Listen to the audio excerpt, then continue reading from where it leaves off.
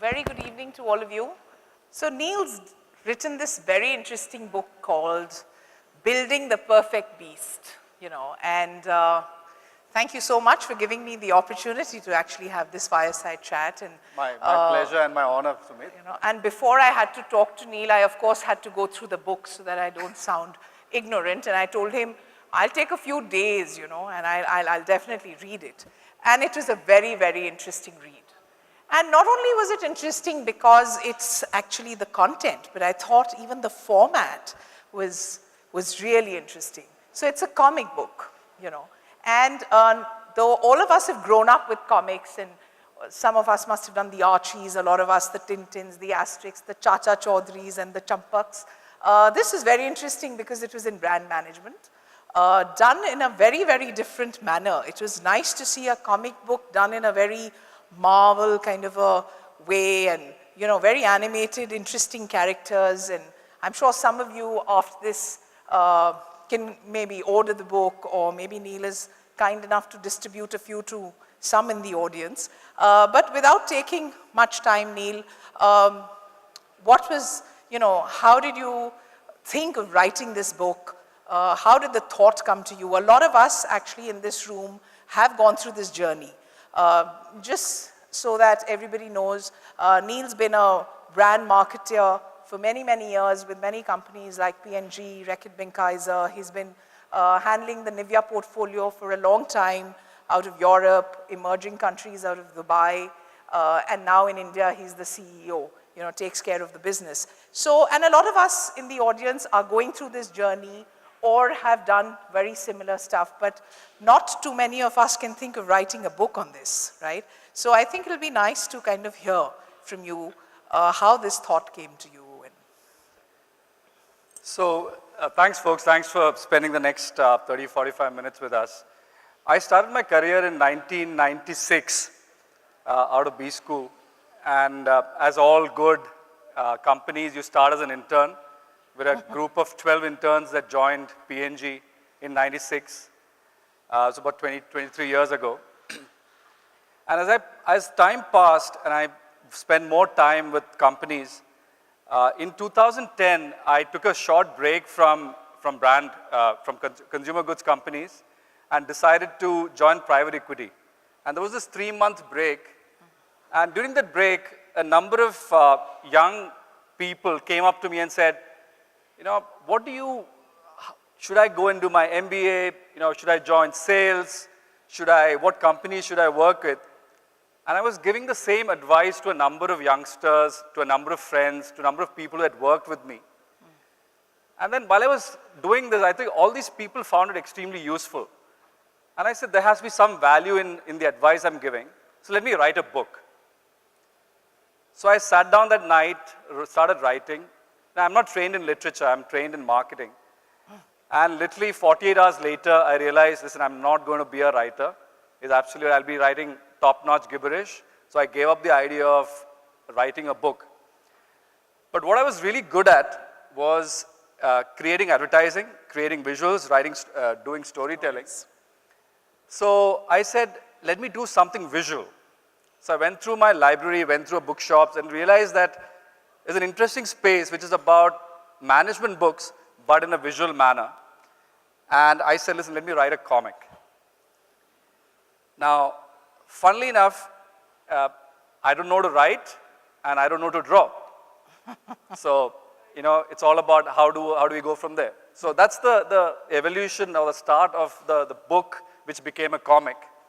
And then And the book, I was reading the foreword and somewhere the review actually, and the book took you 7-8 years to actually, the comic book took 7-8 years to really get published and see it in the form that is it. Would you like to share a little bit on that whole journey? Because 7-8 years is a long time, right? So it would be nice for us to kind of know that journey of getting the book out. So first of all, folks, if anybody is deciding to write a book, it's a really difficult space. There's no publisher that will even entertain you. Even if you have the best story, you might think you might have the best story, the best book in your mind, but there's no chance that you can get anywhere near to a good publisher. So right from the beginning, I was very sure that this was never going to be something that a publisher would take and run with it. It had to be a publishing venture from my side. So I couldn't draw. That was where I left the story. I went online. I'm talking about 2010, when the internet was not as smart as it is now. I wanted an artist that did dark art. So the story is basically set inside a company, a multinational corporation, and there are 5 interns starting their journey, and how their life turns from nice bunnies to becoming beasts. So that's a 3-sequel storyline. And therefore, I wanted an artist that did dark art. So I went online, I met this guy who did Dracula comics, and he stays in a place called Moldova, just next to Romania. And I wrote to him saying, I like your art, would you be willing to do the comic for me? And he said, fine, listen, all these guys, artists, they said anything for the dollars you pay them. He said, fine. So I started working with him. I used to write the brief, send it across to him via email. He used to come back, do the pencils, do the inking, and then the coloring. And this went on for 3 years. I was doing a full-time job, and this was going on in the background. It took me 3 years to finish 8 chapters, simply because I couldn't draw, and I just had to go back and forth. And 3 years later, this guy disappears from the face of the internet, doesn't respond to any of the calls. Wow. So I'm sitting with these 8 chapters of art, roughly about 80 pages. I'd spent a lot of money, 3 years, and I can't use it. Because if you know comics a little bit, there's no one artist that can replicate the art of another artist. So I was like super upset, and I said, okay, now I gave up the whole idea in 2013. And then 6 months later, I said, no, I'm not going to give up. I then went to a company that does comics. So it's a Calcutta-based company, and the only thing in life they do is make comics. They represent artists from all over the world. So I met these 2 artists, 2 twins. I think they're about 18 or 19 years old. Today, they're the world's best or top 5 anime artists in the world. And out of Calcutta. Out of Calcutta. Okay. So I restarted the comic all over again. So can you imagine all the 8 chapters that I'd done, trashed it, and got these twins to restart the work. And some of the work that you see here is in the art that you see behind me. They're really top-notch anime art, outstanding stuff. They do really good work. So I was really happy that I went with these guys. And then it took me another 3 years to finish all the art. I visited at least 10 publishers. Nobody touched me. Even the guys who represent the agents were not touching me because they said this thing is not going to sell. And then I decided that I'm going to self-publish. And then in 2016, I put in my own money and decided to self-publish. And in 2017, on Easter Sunday, I launched it on my own with my own digital marketing campaign, with my own content, and marketing the book at events like these and at business schools. That's how the book took off. So last April, then we launched the book. Great.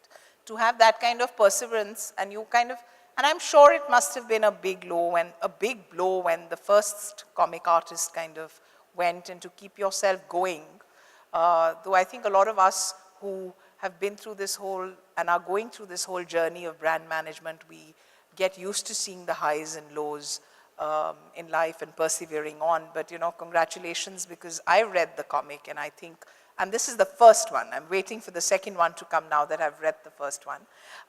So, because I've read it, and a lot of people in the audience might have not, I could identify with a lot of the things that we did when we became brand managers in the first maybe 5-6 years of our life. The book talks about how you meet an agency, how you do script shortlisting, how all of these people went for an overseas shoot, and what happens there with the interns and all the young assistant brand managers who join companies. And somebody who's handled brands for so long, just getting away really from the book, and for the benefit of all of us here, what do you think are some of the core things that people should kind of remember? This whole journey of, like you said, the bunnies, you enter as bunnies and you come out as beasts, right? And there are various things that kind of force you or change you or transform you into these beasts. And a lot of times we don't even realize that we're those beasts, right? Just something on what are those core things that you think we start with, and then what goes wrong somewhere, and why do we get blinded and, end up as beasts? All right, so so lots of questions, but I'll try and start with the brand management piece. So I started my career in a classic brand management company, Procter & Gamble. I started as an assistant brand manager. Everybody in marketing starts in that kind of role. So for me, there are about 5 core things in brand. And at the heart of it lies the consumer. The consumer and the insights. I'm often very concerned when I see a lot of people who come with content, they come with marketing ideas, when they've not looked at the consumer and they don't have looked at the insights that have generated from, just want to say, they kind of say content is king. They say we want to go digital, we want to do e-commerce. But the heart of it, it's the consumer, and you're resolving a consumer problem or a consumer challenge, and you're making life better for them. So for me, at the heart of what we learned in brand, and it continues to be what we do today, is you got to start with your customers and your consumers. Got to read it deep, dive deep, get the insights. Only then you start looking at your benefit or your value proposition. So in B2B, you would call it value proposition. We call it the benefit, or now the increasing buzzword is about brand experiences. I think that's much later in the whole game. Then creating everything around that, around the value proposition, which is basically the delivery mechanism, the packaging, the way you look at it, the actual channel. The channel actually has become part of the brand, the pricing, the distribution channels. So everything around us is built around the core value proposition, which at the heart of it is the consumer insight. Many a time, if you look back upon some of the work that we do and some of the work that we receive from the agencies, you'll often find that it's not done that in that classical way. And then finally, if you've listened to the Adobe session today, then it's about then delivering that brand to your target audience in the most appropriate manner. So these basics, this very simple basics, is at the heart of brand management. It's not about being digital, it's not about the media mix, it's not about how you sell it. Get that basic right. So that's one aspect of brand management. The second aspect of brand management is, historically, companies said, there are large masses of consumer bases, large consumer segments, and then you provide one solution for these large consumer segments. But now it's all about micro segments, and it's about the long tail, right? You can get into, there are companies that I know that are extremely focused on the long tail, which means that there are small clusters of customers or consumers who have specific needs, and then you cater to that in the most appropriate manner. I think that's the big shift that's happened, but everything else around brand management has remained the same, whether it was 20 or 30 years ago and what it is now. I think, just to pick on what you said about this whole digital piece, because there is a lot of stuff that has now moved to digital. And I think one of the principles, and yesterday some of us maybe in this room, and there was a Google conference yesterday, Google for India, and some of us I know, I can recognize were there. And there were some very interesting stories and cases actually showcased there. And I think one point that none of us as brand managers should forget, whether digital or whatever medium, it could be radio, it could be TV. I think the important point that Neil made was that the consumer, while you adapt for a medium, you need to keep the consumer in the center, right? So even if you're doing that 6-seconder or 10-seconder for a YouTube or another video platform, I think we should not really, so while there's this whole thing about you need to create differently for digital and you need to create differently for TV, but the consumer, I think, needs to be in the center. And some of us in that haste have forgotten that, that the story still needs to be enticing, right? Before we move forward into some of the stuff that we want to talk about, which is more on now the brand innovation pieces, etc., and then we'll go back to the book. Instead of opening it up for interaction towards the end, if there's any questions or any discussion or anything that anybody wants to talk about, we can just keep it very conversational even while the session is going on. So if somebody has a question or wants to make a comment or has a point of view, we could do that, you know, and have a two-way conversation rather than just both of us kind of talking. We don't have to necessarily keep interaction at the back. So do you want us to carry on? Anybody who has a point? Yeah, okay, I can see a hand somewhere there. Can somebody help with the mic? Yeah, with the mic. Yeah. And I can tell you the best two questions will get 2 signed copies of my book. So. Oh, okay. What about me? I'm asking so many, you know. He'll say they'll balance out. Some were good and some were bad. So I won't get a signed copy. Yeah? Would you also mind just introducing yourself just for the benefit of everyone? Absolutely. Hi, I'm Spriha. I'm the COO, co-founder of Adair Labs. Okay, I don't think he's able to. Yeah, I can see you. Hi. Yeah. So, it honestly is a very, very interesting take on the way you want to reach people in terms of showing them a storyline. In advertising, as you said, you mentioned a bunch of things like, you know, you're looking at not just a value proposition in terms of what is the kind of marketing mix, but also if it is, you know, packaged well, for example. How would you feel about taking advertising into an experience which is just an extension of the brand? It's not just a layer of gimmicky, oh, it's a off or something, but it's about showcasing what the USP of the brand is and using that at a utilitarian level and showcasing that to the consumers. To give you an example, what if the bottle of water that is in front of you, you're able to scan that and you're able to see maybe some recipes or maybe some kinds of interesting views or thoughts on what kind of water it is, what does it do to your body. Do you think that kind of advertising makes sense? So I'll take it slightly differently in the sense, what we at a lot of marketing, let's say thinking is what is moving towards, is moving away from just plain packaged product value proposition, advertising value propositions, to what we call a brand experiences, right? So you're taking an example of water. Right now, the value proposition that's offered by Bisleri is they've got a 200 ml bottle of water packaged in a green bottle.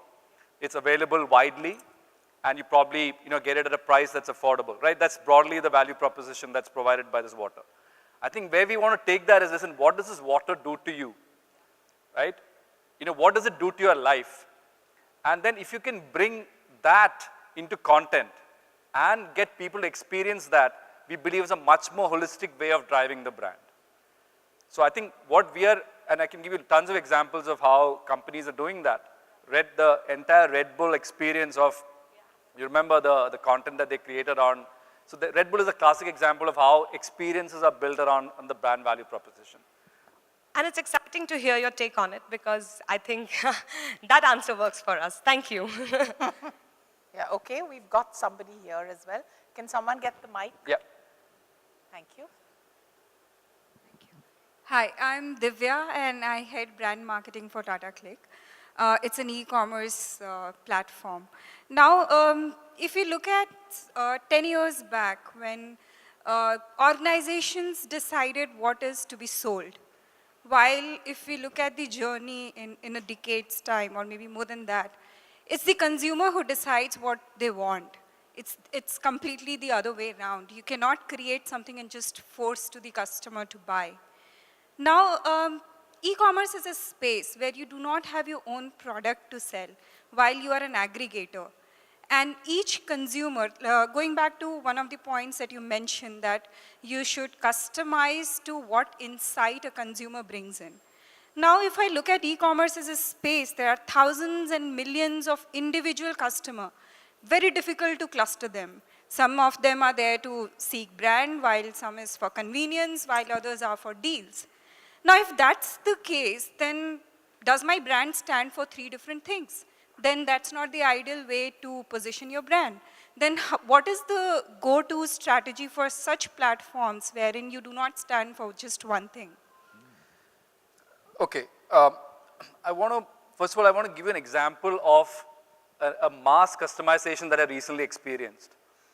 I forget the name, but it's basically, it's a music site.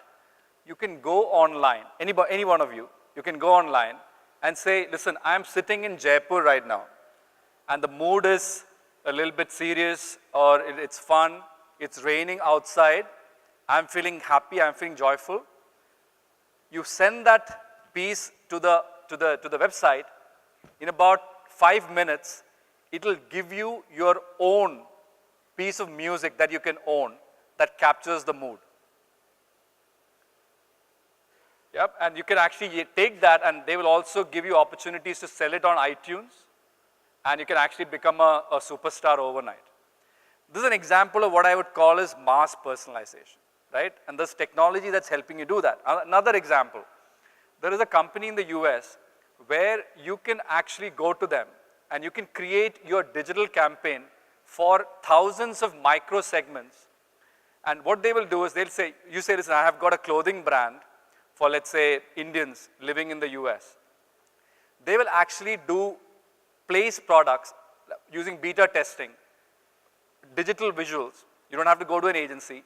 They will first put an Indian woman standing next to a cow and with a dress, and they'll rapidly change different variables on the piece of content.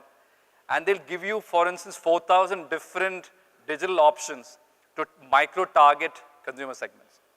So this is what I meant by, when you can do mass personalization. You're still the same brand, you still have the same values. Now, so having said that, so I'm going to give you these two examples, but the key message is a lot of what brands stand for is the brand values. Your value propositions can be different, but as long as you can deliver the same values, you can still have a single brand that delivers to a number of different consumers. So it doesn't necessarily have to be a physical product that stands for different things. See, for instance, Amazon, if you ask me, is the classic triangle of retailing. It's value, it's convenience, and it's the assortment. It's one of those few companies that can fulfill all three elements of the triangle the best, and that's why they're making lots of money. Most retailers will either play on one of those factors.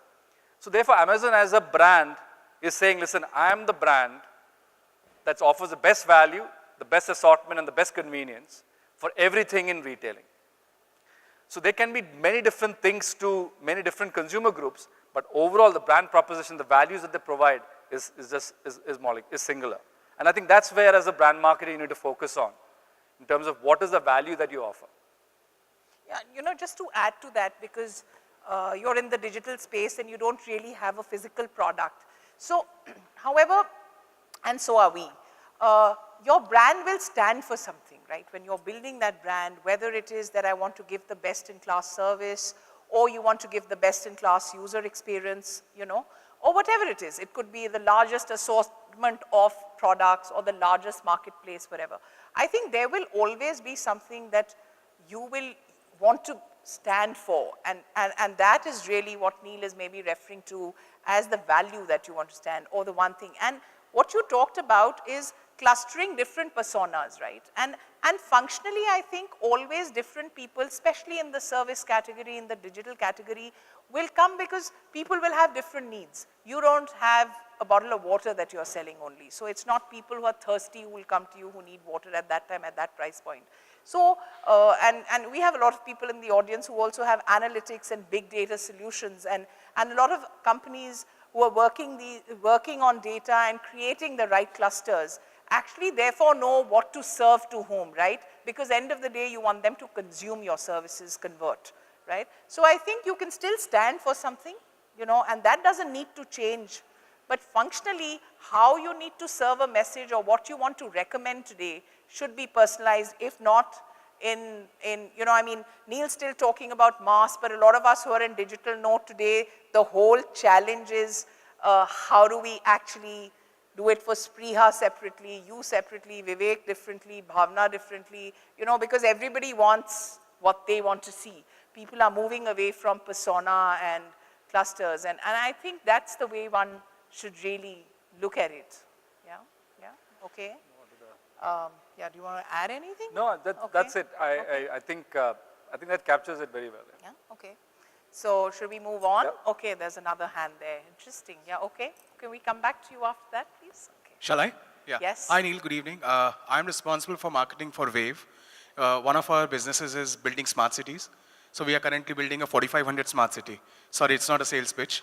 Point is that when we go to the market and try to sell smart cities, it's very difficult for people to understand because it's a technology layer. So what we did, we decided to go with a comic approach. But the biggest challenge from the brand perspective was we have seen the Chacha Chaudharys and other brand comics, which is very tongue-in-cheek. For a brand using a comic, vernacular, compared with Chacha Chaudhary, what is the level of seriousness do you envisage? I like the route. I mean, you are targeting a very educated audience with your book and the comic way. How about a brand using the comic way with vernacular and explaining something as tough as smart city? Okay, so it's a really difficult one to really come through. So let me just think through this. So I'll give you one little piece of advice and then I'll talk about the comic a little bit. I think one thing with conceptual sell is that you got to bring in some physicality to your proposition for people to understand, right? And that can be road shows, for example, or for somebody to come and experience what a smart city would look like. So one little piece of advice is straight away is bring the physicality to your proposition, and therefore people can interact and understand what you're offering. In terms of comic, I would just give you one little hint that you may just want to look at animated stuff. Okay, not standalone, because eventually smart cities are all about life. They're all about movement. They're all about moving from the past to the current to the future. And it always involves a certain level of movement. Movement is best done using moving imagery. So I often tell people, if you ever want to get to somebody's heart, you got to use moving imagery. Static imagery is best used for, most of you who have worked on scientific side of advertising, you know that rational advertising, static advertising is good for looking at the brain, for putting rational messages out. If you want to really touch somebody's heart, then you got to move in for emotional advertising, which is more moving imagery. So my advice to you would be, if you want to go animation, try and go to a company that can do moving animation. That would play out much better than the static piece. Hi, this is Priyesh. Am I audible? Yeah. So I look after marketing and strategy in Mahindra Insurance Brokers. My question is that for product categories and service categories where the customer involvement is low and which are more utility in nature, for example, electricity company, or it could be a water utility company, where if you are there doesn't make a difference. If you're not there, then it's a problem. How do you build customer experiences for these kind of industries? Like insurance is one of those. Yeah, if you're there, doesn't matter. If you're not there, then it's actually the real problem starts. Sumit, you may want to take, I'll give you couple of thoughts around that. In service industries, the classic marketing theory would tell you, you want to set standards. So one of the things with services, like if you come to this hotel, one of the things that you're expecting is a certain standard. How long does it take for you to check in? What can you expect inside the room? Your water should be hot. In breakfast, what can you expect, right? So it's in the services industry, it's all about setting a level of standards and getting the consumers to understand what those standards are. And then your game as the marketer is to at least meet, if not beat that. Because in the product marketing sphere, you've got something physical, you can hold it, you can feel it. But in the service, it's all about the experience. And experience has to be defined. And the best service marketers, and you have to go to a good hotel like this to really understand how service marketers do it. Their clubs, their silver club, their platinum club, how they do the service, what kind of staff do you have here, what languages they speak. So please get your service standards in place. Communicate that very well to your consumers, and make sure your entire offering, which is all the way from your salespeople to your after-sales service, your call centers, your actual communication, etc., is all about meeting and exceeding those standards that you keep.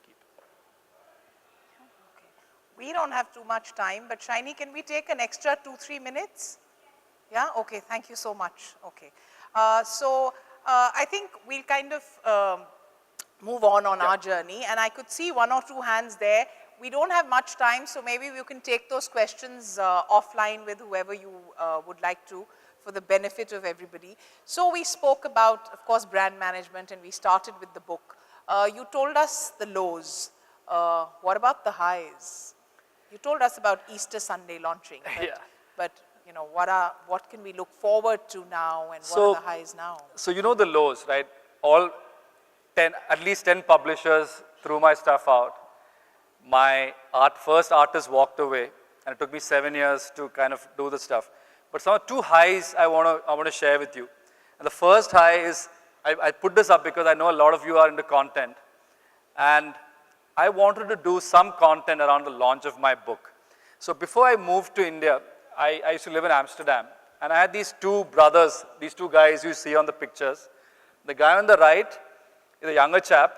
He's a footballer. He's a under 17 footballer, and he's also a photographer, young guy. And what he does is, he does what he calls unboxing videos. Funny concept, let me explain what that means. So this guy, what he does is, he takes Nike football shoes, Adidas football shoes. He takes his camera, unboxes, opens up the pack in very interesting ways, and puts it up as a video blogger. He's a vlogger. So Nike, Puma, and Adidas in London figured this guy is pretty cool, and they've actually signed him on as a vlogger. 17, 18, now he must be 20. He was 17, 18 when I got him on. So he was my neighbor. His brother, the guy on the left, on this side, like all good Dutch teenagers, wants to be a DJ. So he mixes music. So I used to go and meet their dad quite often. We used to have a drink. And I showed them the comic. So they said, Neil, we have an idea. You know, give us a chance. Give us 200 euros. And teenagers, they just want some cash. Give me 200 euros, the 2 of them. And we're going to create an unboxing video for your launch. So I said, listen, fine, 200 euros is, you're talking about 16,000 bucks. If I go to any of you in this room, just for meeting you, that's the minimum that you'll charge me for an hour. So I said, why not? And then they decided to make a video for me. I thought I'll share that with you because it's what I use for all my launches. So I'm going to share that.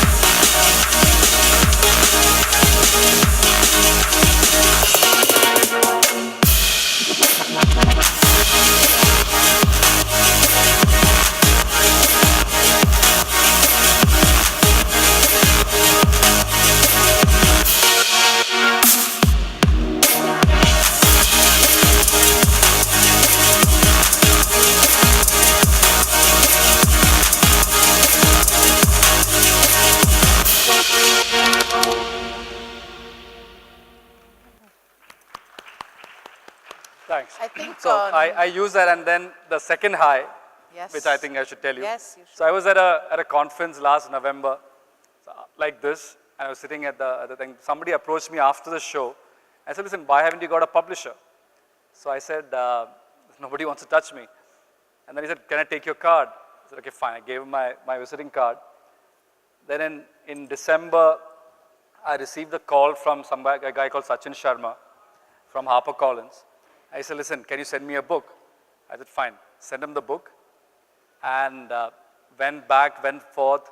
And then on March 27th, I got a call from HarperCollins. They've decided to buy out my entire sequel and also my rights to the entire television series. So that's my real high. That deserves a round of applause. You know, you're being modest about it. Congratulations with the world's first comic ever written in brand management under your belt. Yeah. All the best for the future, and we look forward to the sequels. And it's been wonderful hosting you for this Fireside Chat. Thank you so much.